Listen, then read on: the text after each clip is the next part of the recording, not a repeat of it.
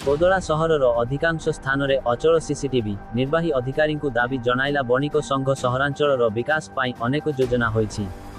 रास्ता घाट परिमल व्यवस्था आलोकीकरण पार्क पाई कोटी कोटी टंका खर्च हेउछि। हेले केतेक क्षेत्र में सरकार व्यवस्था और प्रशासनिक अधिकारी आंतरिकतार अभाव जोगु लक्ष लक्ष टंका पानी रे पड़ुछि। एही भली एक घटना देखिबाकू मिलिछि गंजाम जिला कोदड़ा एनएसी रे। एही एनएसी रो अधिकांश प्रमुख स्थान रे लागिथिबा सीसीटीवी लगा जाइछि। हेले एथिमध्यरु अनेक सीसीटीवी अचल होई जाइछि। दीर्घ दिन धरी अचल होई जाइथिबा जोगु सहर रे घटुथिबा घटना और दुर्घटना संपर्क रे तथ्य मिलु नाही। चोरी डकायती राहजानी भली घटना घटुथिबा बेले सीसीटीवी अचल जोगु अपराधी नियंत्रण रे समस्या उपुजुछि। जहाकू नहीं बुधवार बणिक संघ पक्षरु एक दाबी पत्र एनएसी कार्यनिर्वाही अधिकारी अध्यक्ष और कोदड़ा थाना रे दिया जाइछि।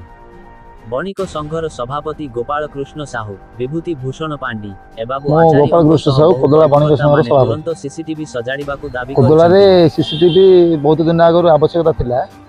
किछि दिन होला सीसीटीवी लागिथिला किंतु दुर्भाग्यवश किछि दिन होला सीसीटीवी खराब हो जाइछि किंतु सेगुडार पुनरुद्धार हेनी जा फल अराजकता वृद्धि पाउछि।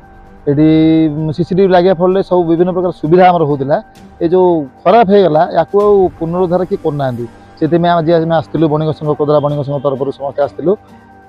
कोदड़ा कार्यनिर्वाही अधिकारी गोटे दिहला रिक्वेस्ट लेटर नगरपाल दिहला गोटे रिक्वेस्ट लेटर जे प्रकृत सीसीटीवी मेंटेनेंस करी ठीक भाव चलेले अराजकता रुक आ भल हम कोदड़ार उन्नति टी हम।